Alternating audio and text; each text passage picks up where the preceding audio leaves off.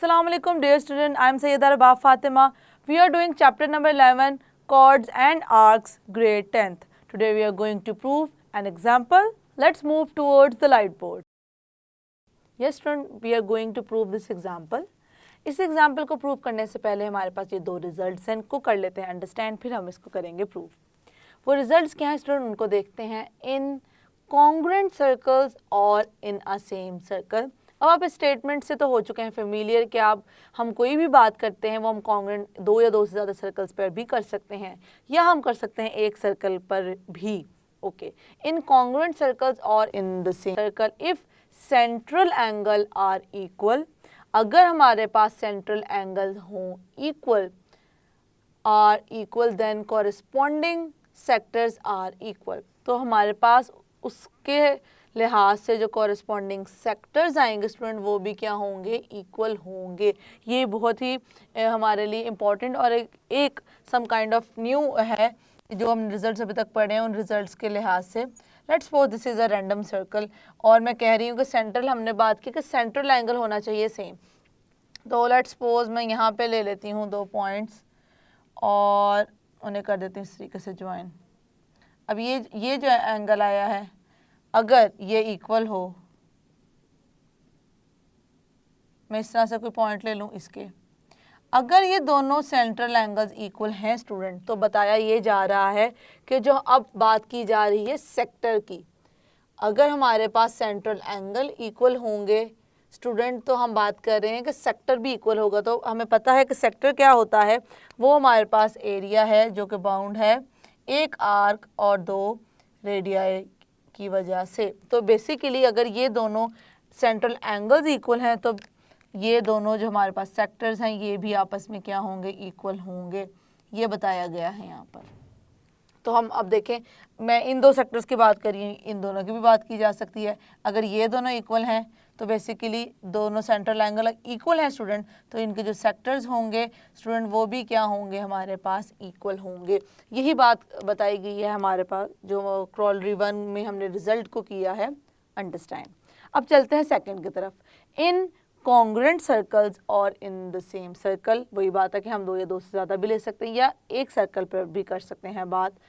Unequal arcs will subtend unequal central angle, मतलब कहने का मतलब ये है कि अगर हमारे पास आर्क्स इक्वल नहीं हैं तो वो जो एंगल बनाएंगे जो कि बेसिकली सेंटर के साथ होगा वो एंगल भी कभी भी सेम नहीं हो सकते। इसको समझने के लिए भी एक सर्कल ड्रॉ करते हैं।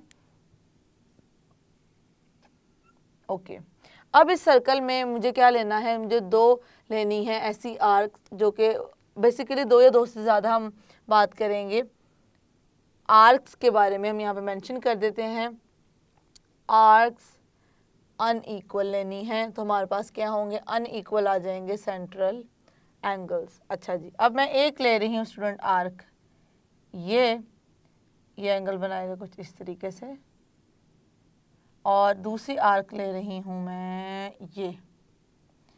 अब देखें यहाँ पर जो एंगल है स्टूडेंट और जो यहाँ पर एंगल है, क्या दोनों सेम हैं? नो, दोनों सेम नहीं हैं। तो अगर दोनों हमारे पास आर्क सेम नहीं है स्टूडेंट तो हमें यहाँ पे एंगल भी नज़र आ रहा है कि सेम नहीं है। ये हमारे पास आर्क हैं जिनको हमने डिस्कस किया और उनके ही अकॉर्डिंगली हमने देखा कि जो एंगल्स हैं उनको हमने देखा कि वो भी क्या हैं, इक्वल नहीं हैं, क्योंकि आर्क्स इक्वल नहीं है। यही बात यहाँ पर उन्होंने एक्सप्लेन की है। पहली बात तो थी कि अगर हमारे पास सेंट्रल एंगल इक्वल है तो अगर हमारे पास सेंट्रल एंगल इक्वल है तो जो वो बनाएंगे सेक्टर्स होंगे वो भी होंगे इक्वल। और यहाँ पे हमने बात की कि अगर हमारे पास आर्क्स इक्वल नहीं हैं तो सेंट्रल एंगल भी इक्वल नहीं होंगे। That's it. ये 2 रिजल्ट थे जो कि हमने अभी करने थे अंडरस्टैंड, क्योंकि हम बात करें आर्क्स कॉर्ड्स और ऑब्वियसली इन सब के साथ इंटरलिंक हमारे पास सेंट्रल एंगल भी है और सेक्टर भी हम देख सकते हैं कि किस तरीके से हमने किया है डिस्कस। अब चलते हैं अपने एग्जाम्पल के स्टेटमेंट की तरफ। The internal bisector of a central angle, अब सेंट्रल एंगल का इंटरनल बाइसेक्टर लेना है स्टूडेंट हमने। In a circle bisect an arc on which its stands, ये क्या करेगा, अब इस चीज़ को थोड़ा सा टेक्निकल है, इसको दोबारा हम रीड करते हैं, इसको समझने की करते हैं कोशिश। द इंटरनल बाइसेक्टर अब बाइसेक्टर का मतलब है कि टू इक्वल पार्ट्स में डिवाइड करेगा। इंटरनली, एक्सटर्नली बात नहीं हो रही, इंटरनली बात हो रही है। Internal bisector of a central angle. अब देखें यहाँ सेंटर के साथ जो भी एंगल बनेगा वो क्या होगा, हमारे पास सेंट्रल एंगल होगा। ये पूरा यहाँ से यहाँ तक शो कर रहा है सेंट्रल एंगल को, तो ये बेसिकली हमने ड्रॉ किया है इसका इंटरनल बाइसेक्टर। अब ये इंटरनल बाइसेक्टर हमने ड्रॉ कर दिया, ओके। ये हमारे पास सेंट्रल एंगल था, इसका हमने इंटरनल बाइसेक्टर ड्रॉ किया है। In a circle bisects an arc, वो जो मैंने इंटरनल बाइसेक्टर ड्रॉ किया है किसका, सेंट्रल एंगल का, वो बाइसेक्ट करेगा। ये बात बहुत इंपॉर्टेंट है, एंगल को तो बाइसेक्ट कर रहा है वो सेंट्रल को, उसके साथ साथ वो किसी और चीज़ को भी बाइसेक्ट करेगा। वो क्या है, N arc on which it stand, जिस आर्क पे वो मतलब स्टैंड करता है उस पे फॉल करेगा, ड्रॉप डाउन होगा, उस पे जो हमारे पास ये जो हमारे पास सेगमेंट है वो बेसिकली डिवाइड करेगी उस आर्क को भी टू इक्वल पार्ट्स में।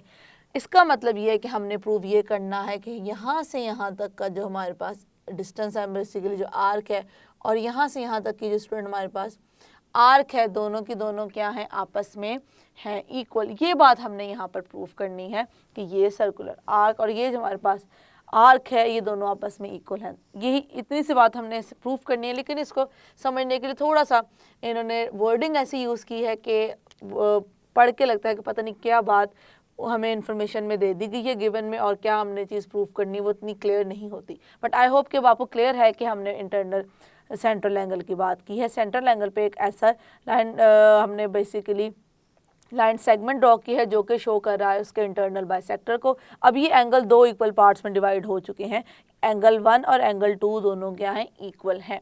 अब हमने देखा कि प्रूव ये करना है कि ये पॉइंट P बेसिकली A के साथ जितनी इसकी आर्क बनाता है और ये पॉइंट P B के साथ जितनी आर्क बनाता है, दोनों का आपस में लेंथ क्या है, इक्वल है। अब इसी को हम करते हैं यहाँ से स्टार्ट। सबसे पहले तो देखते हैं स्टूडेंट हम यहाँ पर क्या मेंशन करेंगे। सबसे पहले तो मैं मेंशन कर दूँगी कि हमारे पास गिवन क्या है, या यहाँ पर हम लिख रहे हैं सॉल्यूशन की फॉर्म में।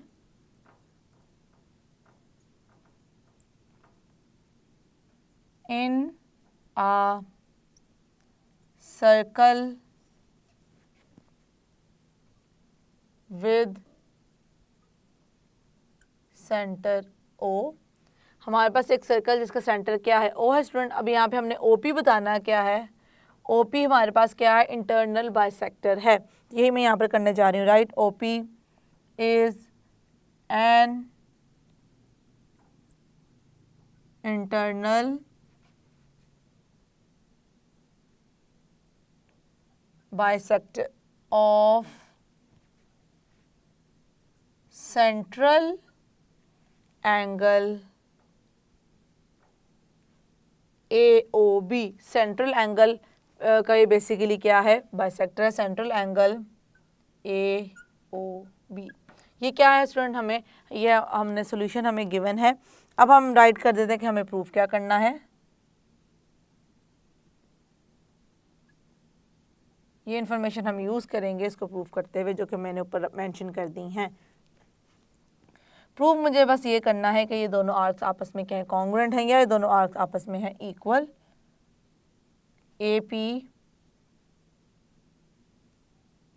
कॉन्ग्रुएंट टू PB या BP।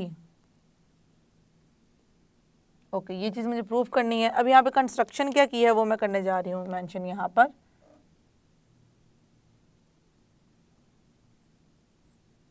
कंस्ट्रक्शन, अब कंस्ट्रक्शन में देखें स्टूडेंट मैंने क्या किया है, मैंने P पॉइंट को A के साथ ज्वाइन कर दिया और P पॉइंट को ज्वाइन कर दिया है B के साथ। एक स्ट्रेट लाइन यहाँ पर ड्रॉ की है जो कि बेसिकली शो कर रही हैं कॉर्ड्स को। ये दो मैंने कॉर्ड्स यहाँ पर की हैं, ड्रॉ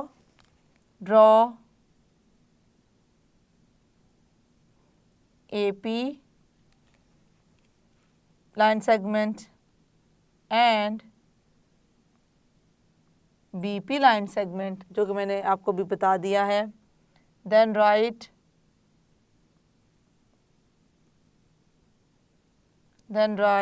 एंगल 1 एंड एंगल 2।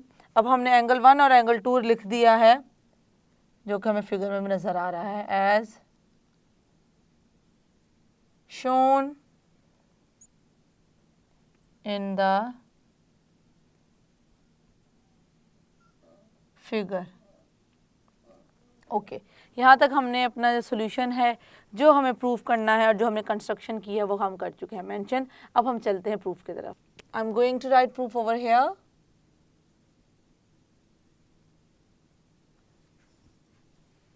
हम स्टेटमेंट्स यहाँ मेंशन कर देते हैं और रीजंस यहाँ पे।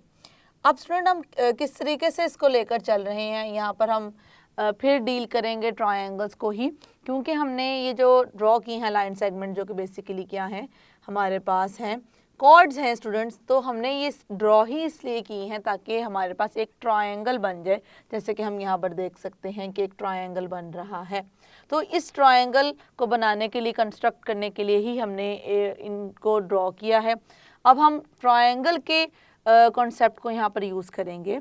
तो बेसिकली मुझे प्रूफ क्या करना है, मुझे प्रूफ करना है इन आर्क्स को कि ये आपस में आर्क क्या हैं, आपस में इक्वल हैं या कॉन्ग्रुएंट हैं। तो इसके लिए मैं क्या करूँगी, मैं ये ले लेती हूँ दोनों ट्रायंगल्स की कॉरेस्पॉन्डेंस। इन दोनों की कॉरेस्पॉन्डेंस लेते हुए मुझे बेसिकली प्रूव ये करना है कि दोनों ट्रायंगल्स क्या हैं, आपस में कॉन्ग्रुएंट हैं। जैसे मैं ये प्रूव कर दूँगी कि दोनों ट्रायंगल्स कॉन्ग्रुएंट है, ऑब्वियसली उनको प्रूव करने के लिए हमारे पास रिजल्ट्स हैं जिनको हम यूज़ करेंगे, जिनमें से अब देखेंगे हम एंगल को यूज़ कर सकते हैं, क्योंकि हमने एंगल की पहले ही बात की है कि जो ओपी है वो बेसिकली वो है इंटरनल बाइसेक्टर है सेंट्रल एंगल का। तो जो एंगल को उसने दो इक्वल पार्ट्स में कर दिया है, बेसिकली टू इक्वल एंगल्स में कर दिया है डिवाइड। तो हम अपने को दोनों ट्रायंगल्स को कॉरेस्पॉन्डेंस यहाँ पे राइट करते हैं और देखते हैं कि हम अगर जब इसे प्रूव कर देंगे कि दोनों ट्रायंगल्स आपस में कॉन्ग्रुएंट हैं, तो हम किस रिजल्ट को कंक्लूड कर सकते हैं। तो यहाँ पर मैं मेंशन करने जा रही हूँ दोनों triangles. In triangle O A P corresponds to the triangle OBP। अब OAP और OBP हमारे पास दो ट्रायंगल्स आ चुके हैं जिनको मैंने यहाँ पर कर दिया है मेंशन। अब देखें, मैं सबसे पहले बात करने लगी हूँ OA और OB के अकॉर्डिंगली। अब OA भी हमारे पास रेडियल सेगमेंट है, या हम कह सकते हैं रेडियस है, या OB भी वही है। तो एक सर्कल के जितने मर्जी हम रेडियल सेगमेंट्स ड्रॉ करें, या सेम सर्कल के हम जितने मर्जी ड्रॉ करें रेडियस, वो हमेशा क्या होते हैं, वो इक्वल होते हैं। हम करने लगे हैं इसी बात से यहाँ पर start.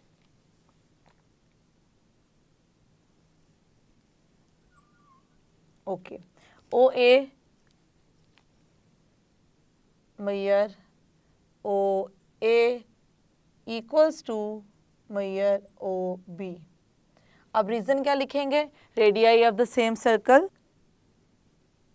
Radii of the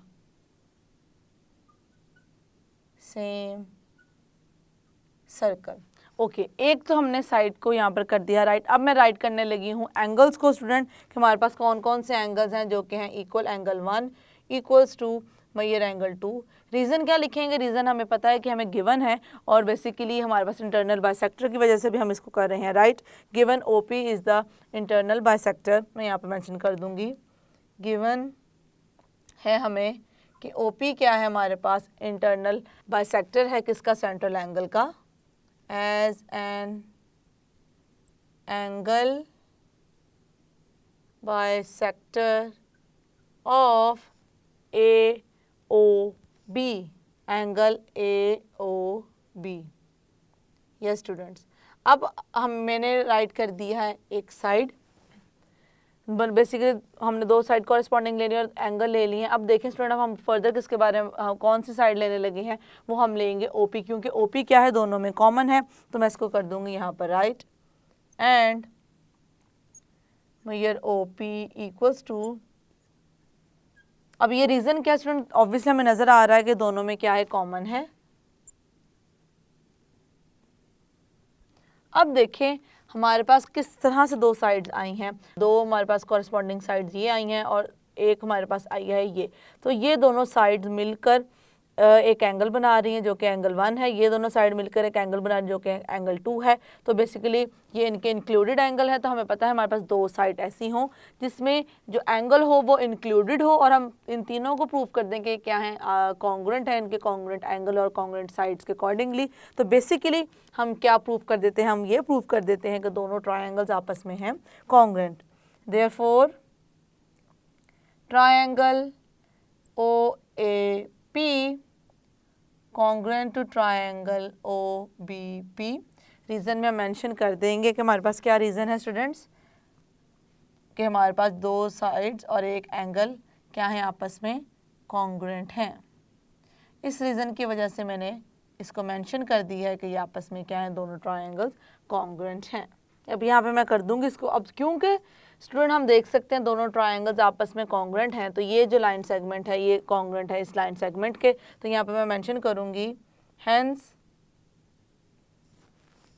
major AP line segment is equals to, या हम यहाँ पर कॉन्ग्रुएंट भी राइट कर सकते हैं, कॉन्ग्रुएंट टू, फिर हम कॉन्ग्रुएंट राइट करें फिर हम स्टूडेंट मेजर यहाँ पर राइट नहीं करेंगे,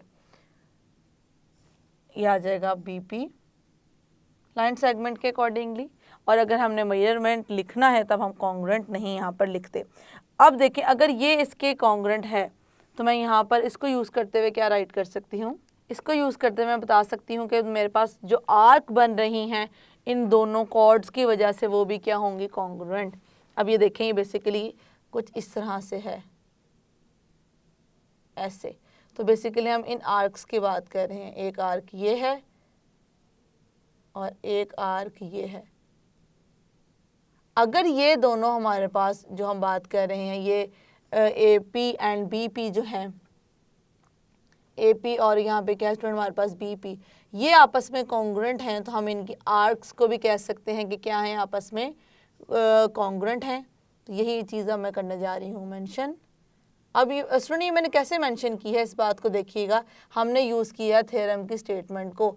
थ्योरम में हम ये चीज़ प्रूव करते हुए आए हैं कि अगर हमारे पास कॉर्ड्स इक्वल हों तो उसके कॉरेस्पॉन्डिंग जो हमारे पास होती हैं आर्क्स वो भी क्या होती हैं, आपस में इक्वल होती हैं या होती हैं कॉन्ग्रुएंट। तो इसी चीज़ का मैं यहाँ पर कर दूंगी मेंशन, विच इम्प्लाइज दैट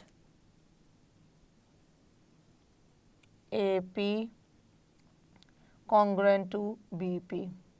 अब रीज़न यहाँ पर लिख देंगे, arcs corresponding to equal chords, arcs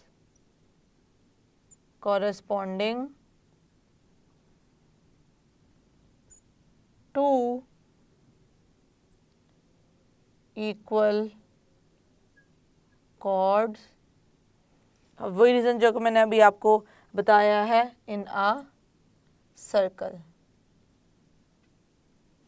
क्योंकि हमारे पास जो हैं कॉर्ड्स वो हैं आपस में कॉन्ग्रुएंट या इक्वल है, इस वजह से हमने इनकी कॉरेस्पॉन्डिंग आर्क्स को भी कह दिया है कि वो हैं इक्वल। आई होप कि जिस तरीके से हमने इस एग्जांपल को प्रूव किया है और इंटरनल बाइसेक्टर सेंट्रल एंगल का और जिस तरीके से इसने बाइसेक्ट किया है इसको, तो ये भी हमारे लिए एक नया कॉन्सेप्ट था स्टूडेंट जिसको हमने आज किया लर्न अपनी क्रॉलरीज के दो रिजल्ट्स के साथ। आई होप कि आपको ये सब कुछ क्लियर हो चुका है।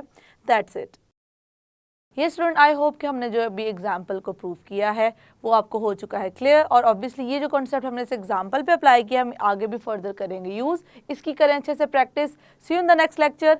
अल्लाह हाफिज़।